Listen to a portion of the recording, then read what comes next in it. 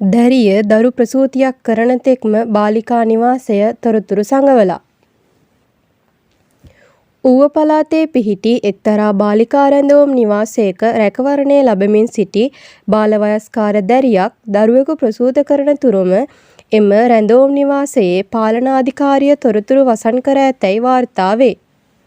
අධිකරණ නියෝගයක් නොමැතිව සිවිල් අධීක්ෂණ නියෝගයකින් පමණක් මෙම දැරිය අදාළ බාලිකා නිවාසයේ රඳවාගෙන සිට ඇති අතර ඇය දරු ප්‍රසූතියට අදාළ කිසිදු වෛද්‍ය ප්‍රතිකාරයකට හෝ වෛද්‍ය අධීක්ෂණ නිලධාරියෙකුට ඉදිරිපත් කර නොමැති බවද වාර්තා වේ.